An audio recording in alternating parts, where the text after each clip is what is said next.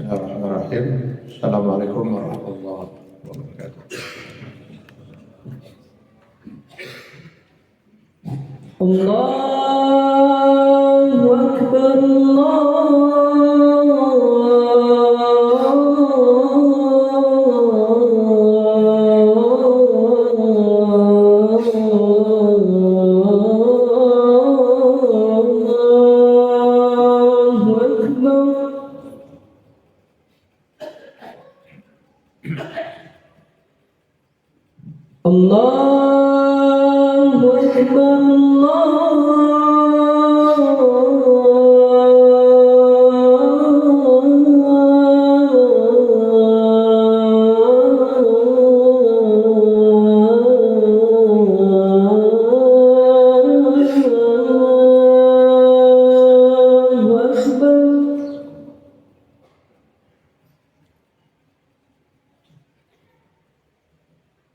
أشهد أن لا إله إلا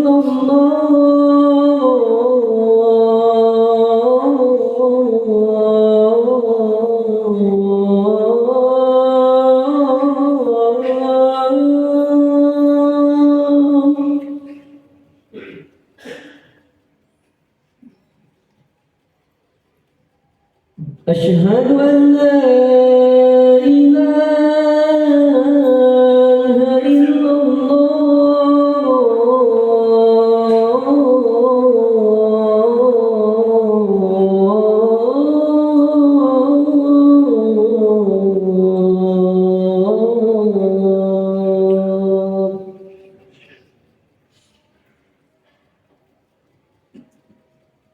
أشهد أن محمدا رسول الله.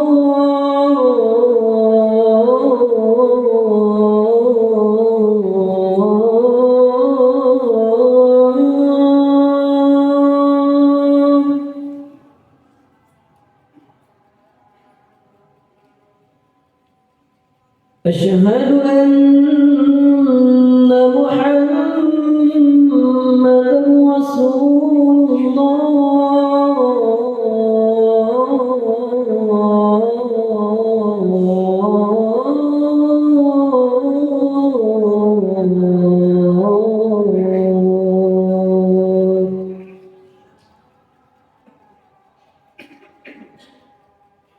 حي على الصلاة.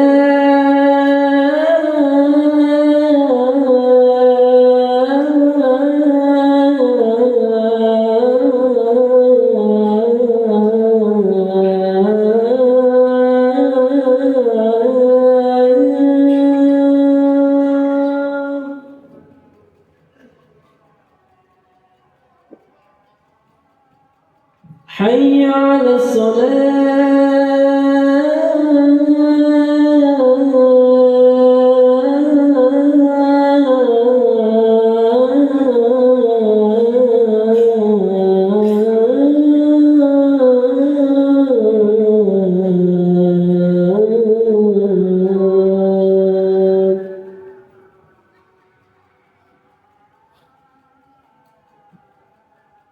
حي على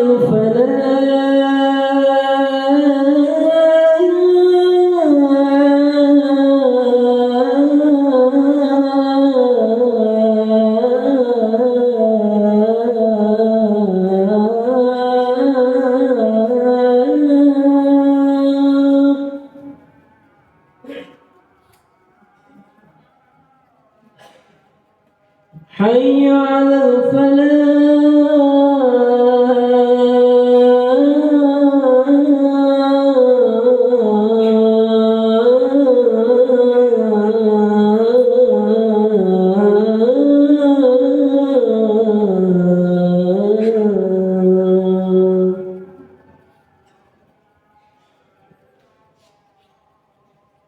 Allahu Akbar, Allahu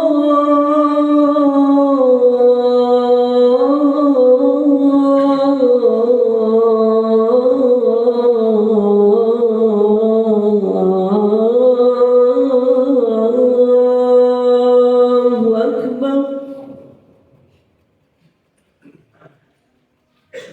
لا إله إلا الله.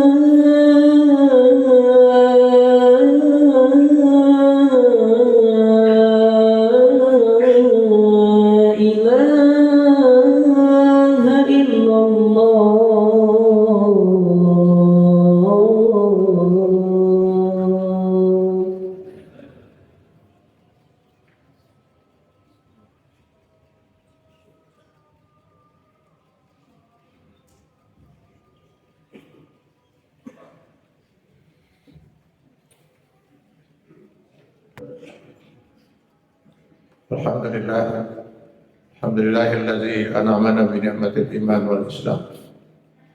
أشهد أن لا إله إلا الله وحده لا شريك له وأشهد أن محمدا عبده ورسوله. اللهم صل وسلم على رسولنا الكريم محمد صلى الله عليه وسلم وعلى آله وأصحابه ومن تبعهم بإحسان إلى يوم الدين. أما بعد. الحاضرون أوصيكم وإياي بتقوى الله فقد فاز المتقون. يقول الله سبحانه وتعالى في كتابه الكريم وهو أصدق القائلين: أعوذ بالله من الشيطان الرجيم وقليل من عبادي الشكور. صدق الله العظيم. Hadirin kaum muslimin sidang Jumat yang berbahagia.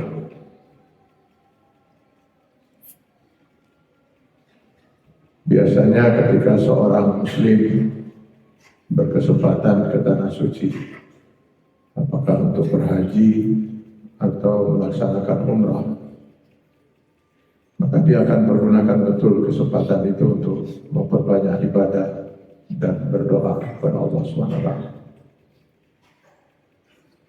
Pengalaman saya selama membimbing para jemaah, tidak sedikit yang saya perhatikan mereka yang sejak dari tanah air sudah dibekali dengan daftar doa yang mereka akan mohonkan kepada Allah selama berada di tanah suci, khususnya ketika mereka sedang melaksanakan tawaf. Maka menjadi menarik ketika kita membaca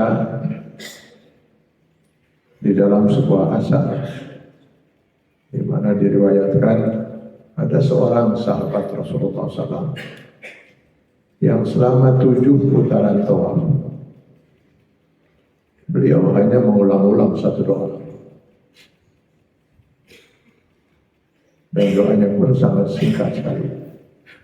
Allahumma ja'alni minal qalil, yang artinya ya Allah, masukkan hamba ke dalam kelompok yang sedikit. Itu saja yang diulang-ulang selama 7 putaran tawaf. Ya Allah, masukkan hamba ke dalam kelompok yang sedikit. Rupanya ada sahabat Rasulullah SAW yang lain yang memperhatikan beliau. Jadi selesai tawaf beliau ditanya, kok anda ini aneh? Orang lain doanya panjang-panjang, apa saja yang sekiranya akan membahagiakan dunia dan akhirat mereka mohonkan pada Allah. Kok anda cuma minta yang satu itu? Kenapa? Sahabat Rasulullah SAW ini kemudian mengatakan, saya pernah mendengar langsung dari mulut Rasul yang mulia ketika beliau menyampaikan firman Allah SWT yang terdapat di dalam Quran surat Sabah ayat 13 yang saya bacakan di awal khutbah tadi, di mana di antaranya Allah menyatakan wa qalilun min ibadiyas syakur. Betapa sangat sedikit sekali, kata Allah, hamba-hambaku yang mau bersyukur. Kebanyakan manusia itu kufur terhadap nikmat Allah.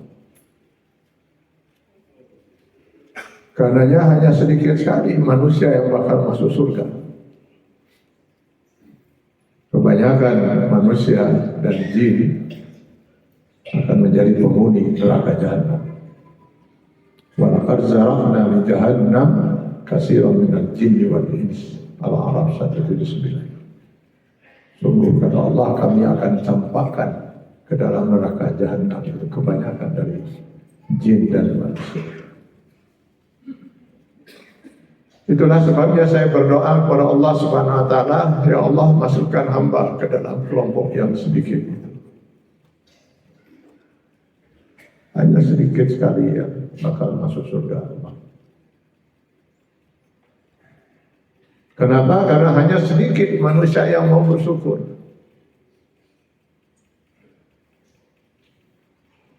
Kenapa hanya sedikit manusia yang bersyukur?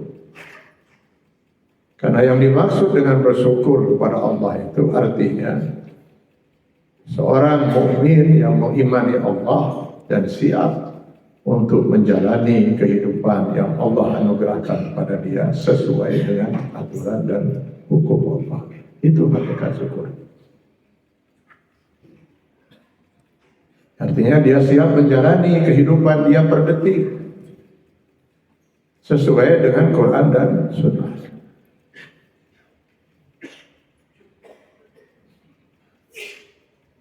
Karena yang nanti bakal dimintai pertanggungjawaban oleh Allah dari seorang mukmin bukan hanya bagian dari kehidupan dia, tapi seluruh kehidupan dia per detik. Wa man ya'mal mithqala dzarratin khairan yara wa man ya'mal mithqala dzarratin syarran yara.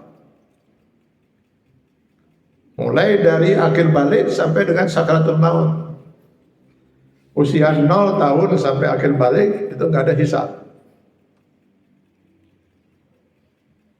Hisab mulai berlangsung, Raqib dan Atid sudah mulai sibuk mencatat per detik mulai akhir balik sampai saat sakaratul maut. Kalau seorang akhir balik di 15 tahun misalnya di usia itu, lalu dia sakaratul maut di usia 80 misalnya, maka akan dihisablah selama 65 tahun. Selama 65 tahun per detik lidah dia sudah bicara apa saja, mata dia sudah melihat apa saja, tangan dia sudah meraba, memegang, menyentuh, mengambil, menandatangani apa saja. Selama 65 tahun per detik kakinya sudah melangkah kemana saja, akalnya sudah berpikir apa saja. Itu dalam urusan yang menyangkut pribadi dia. Kalau dia berumah tangga sebagai suami, sebagai orang tua, selama sekian puluh tahun apa yang sudah dia lakukan sebagai warga masyarakat, sebagai warga negara, sebagai seorang pimpinan, semua ini akan dihisab oleh Allah SWT.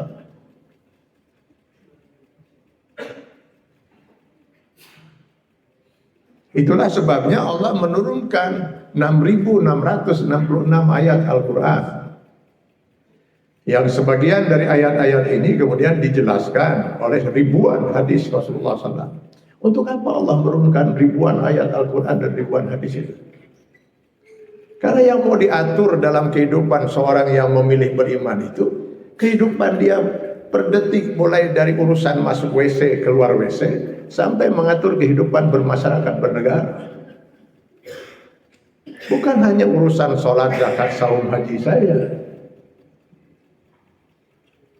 Kalau hanya urusan sholat, zakat, saum, haji saja, mungkin cukup 100 ayat, 200 hadis sudah selesai.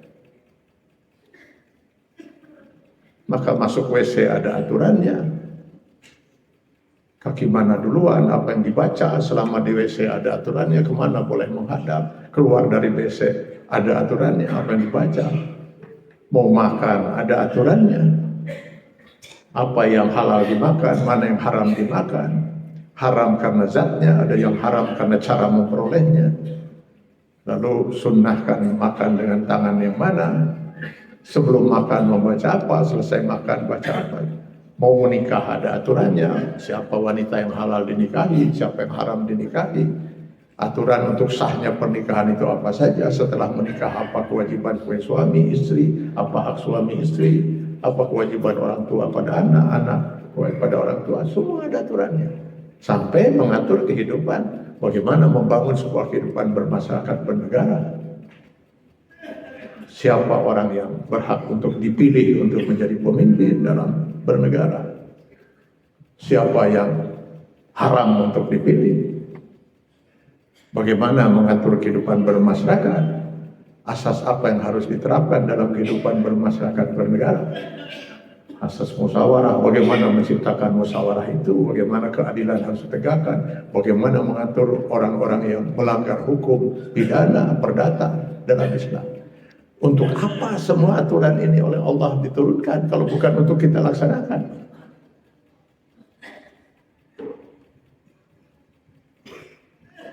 Apa bedanya Allah memerintahkan semua ini dengan perintah sholat? Bedanya apa?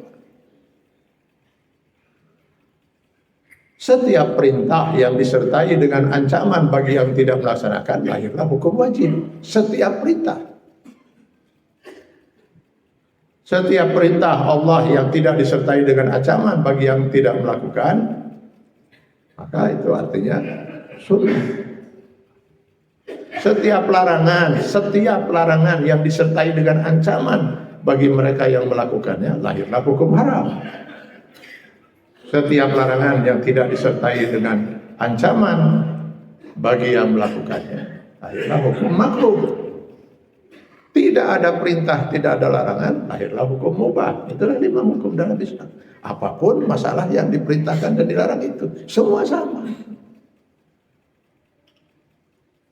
Apa bedanya perintah kita melaksanakan sholat dengan perintah Allah untuk kita melaksanakan syariat Allah dalam kehidupan bermasyarakat bernegara? Sama-sama perintah Allah. Kafir kalau kita menolak hukum itu, berdosa kalau kita tidak melaksanakan. Bedanya apa? Hanya karena kita memang sudah terlalu lama diracuni oleh pemikiran-pemikiran sekularisme, liberalisme yang sudah memisahkan antara kehidupan agama dan kehidupan bermasyarakat bernegara, lalu kita merasa tidak pernah berdosa seperti ini.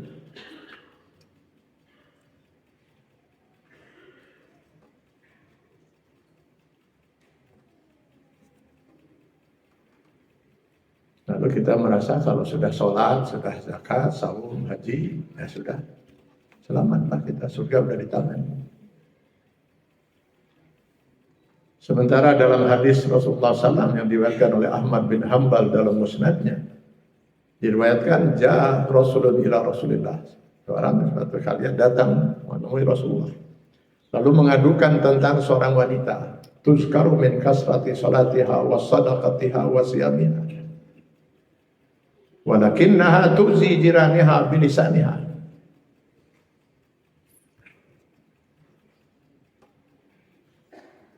Seorang wanita dikenal karena banyak sholatnya, banyak sedekahnya, banyak saumnya.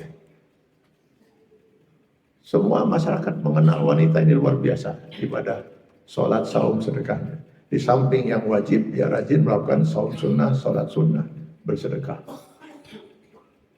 Saking luar biasanya wanita ini dalam ibadah-ibadah ini, sampai-sampai Aisyah radhiyallahu anha, istri Rasulullah, sempat menduga. Kalau boleh saya menduga, kata Aisyah, ini wanita mesti ahli surga. Gimana tidak ahli surga ibadahnya seperti itu?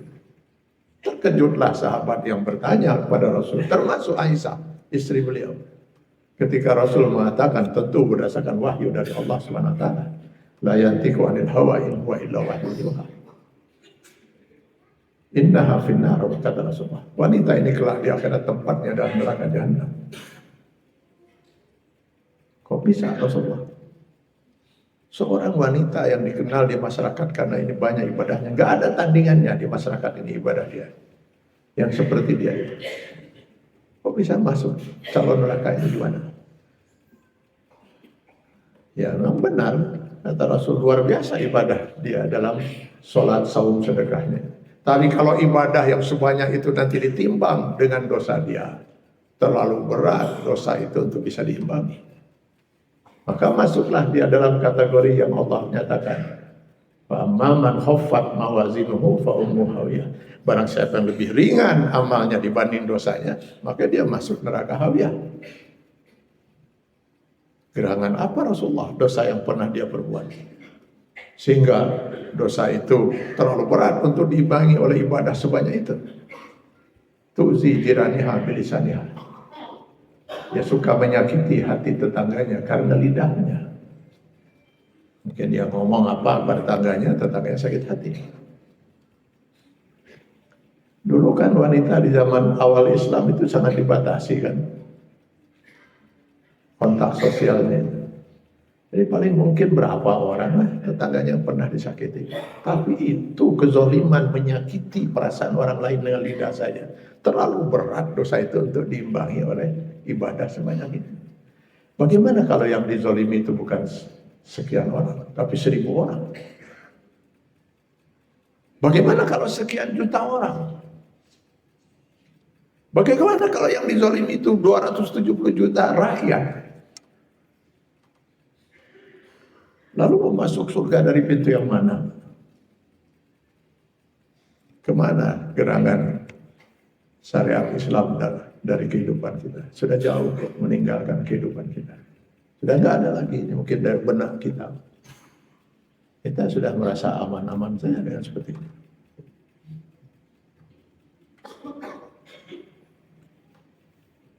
"78 tahun kita menjadi bangsa yang merdeka dari penjajahan bangsa lain." Artinya 78 tahun ini kita merdeka untuk menjalankan aturan dan hukum di negeri ini sesuai dengan kehendak kita. Kehendak kita bangsa Indonesia yang merupakan mayoritas penduduk negeri ini. Hampir 90% penduduk negeri ini mayoritas muslim.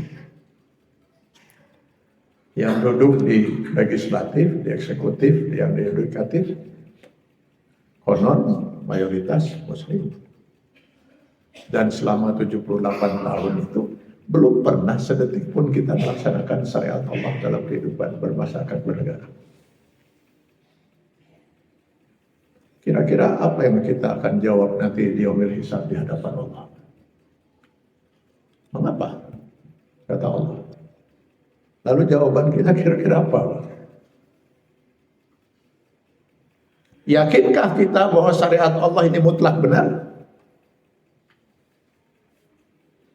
Yakin tidak? Ya kalau tidak yakin, apalagi istilahnya kalau bukan kafir. Yakin sebagian aturan Allah itu benar, sebagian lagi tidak. Misalnya. Bedanya dengan iblis apa? Iblis meyakini semua syariat Allah. Cuma satu syariat Allah yang dikufuri.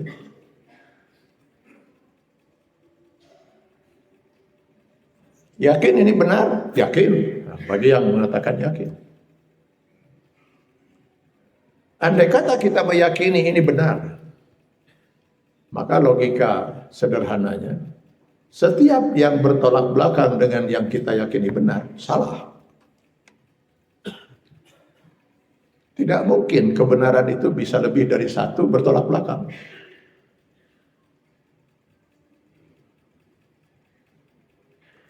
Kita punya teman jemaah, seorang namanya Ahmad. Hari ini tidak hadir bersama kita dalam sholat Jumat. Ketika saya tanya kemana Ahmad, seorang mengatakan Ahmad sedang di Surabaya. Menghadiri anaknya yang besok akan wisuda.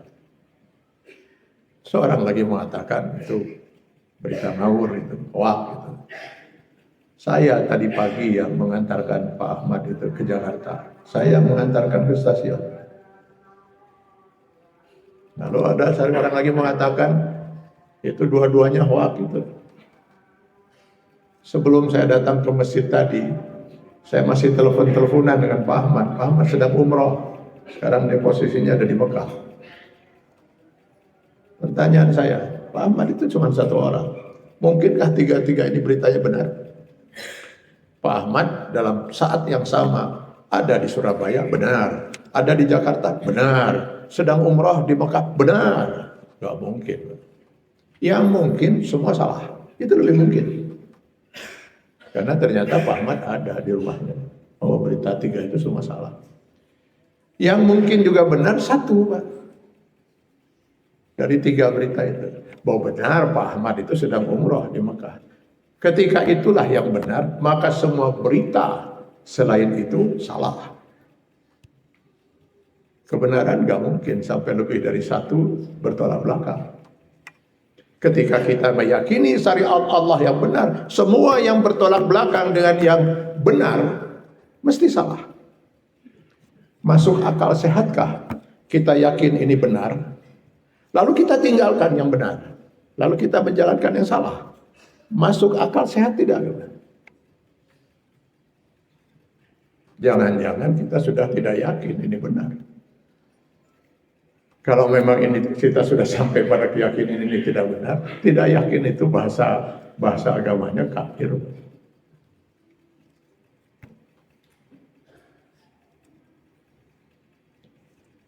Mudah-mudahan ini jadi renungan bagi kita. Renungan untuk kita pikirkan kira-kira apa yang mau kita jawab nanti di yaumil hisab ketika Allah Subhanahu wa taala menghisab kita. Untuk apa saya turunkan aturan dan hukum ini?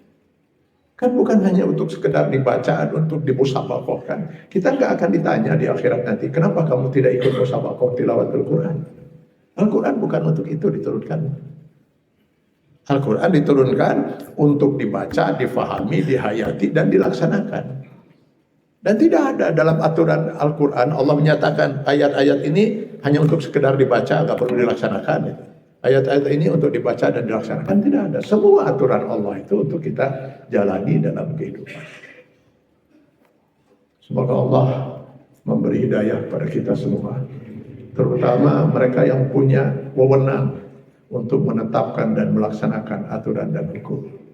Mudah-mudahan kita bisa bertobat dan kembali ke jalan Allah sebelum kita dipanggil oleh Allah untuk mempertanggungjawabkan seluruh amanah kehidupan ini di hadapan Allah Subhanahu wa taala.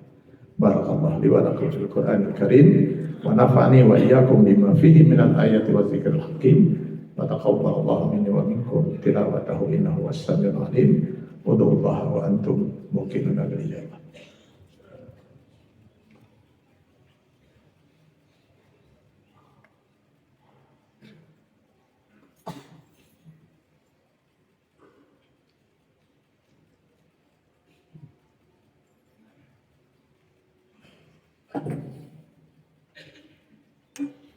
Alhamdulillah, alhamdulillahilladzi hadana wa ma kunna linahtadiya laula an hadana Allah. Sallallahu ala Muhammad wa ala man tabi'ahu bi ihsan ila yaumiddin. Hadirin kaum muslimin sedang yang berbahagia. Rasanya saya tidak perlu menambah keterangan lagi dari apa yang ingin saya sampaikan di dalam khutbah yang pertama, kecuali saya ingin mengajak diri saya. Mudah-mudahan ini bisa menjadi ajakan untuk kita semua. Umur kita gak akan lama Pak di dunia ini. Berakhirnya kehidupan kita di alam dunia itu adalah awal kehidupan kita yang sesungguhnya, kata Rasulullah SAW. An-nasu niyamun wa iza matu intabahu. Manusia ini semua sedang tidur. Ada yang tidurnya 60 tahun, ada yang 85 tahun, ada yang lebih dari 100 tahun. Semua kita sedang tidur. Kenapa Rasulullah mengatakan tidur? Karena di saat kita sedang tidur, yang kita saksikan itu hanya sebuah mimpi, bukan kenyataan. Maka alam barzah, alam hisab, alam mizan, alam sirat, alam surga, alam neraka, seperti mimpi, belum nyata ada di hadapan kita. Tapi begitu kita mati, maka seolah-olah kita baru bangun dari tidur kita. Semua akan nyata. Nyata alam barzah itu. Nyata siksa kubur, nikmat kubur itu. Nyata semua itu. Marilah kita bertobat dari seluruh dosa dan kesalahan yang pernah kita perbuat. Mumpung kita masih diberi kesempatan hidup. Artinya kita masih punya kesempatan memperbaiki diri, bertobat. Dan mari kita manfaatkan sisa-sisa umur yang ada untuk menunjukkan kepada Allah, ya Allah, saya siap untuk mengislamkan diri saya dalam batas kemampuan yang saya miliki. Allah tidak akan pernah menuntut kita di luar kemampuan kita. Semoga kita termasuk yang selamat dalam hisab nanti, sehingga kita berhak untuk menikmati surga Allah Subhanahu wa taala. Amin ya rabbal alamin. اللهم اغفر للمسلمين والمسلمات والمؤمنين والمؤمنات الأحياء منهم والأموات إنك كريم مجيب الدعوات يا رب العالمين. ربنا ظلمنا أنفسنا وإن لم تغفر لنا وترحمنا لنكونن من الخاسرين.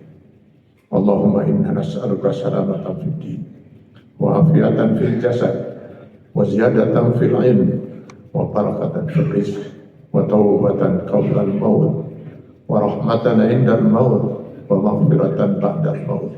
اللهم هون علينا في سكرة الموت والنجاة من النار والعفو عند الحساب. ربنا آتنا في الدنيا حسنة وفي الآخرة حسنة وقنا عذاب النار وادخلنا الجنة مع الأبرار يا عزيز يا غفار يا رب العالمين.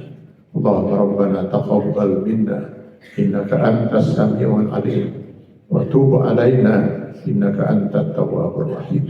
سبحان ربك رب العزة عما يصفون وسلام على المرسلين والحمد لله رب العالمين. السلام عليكم ورحمة الله وبركاته.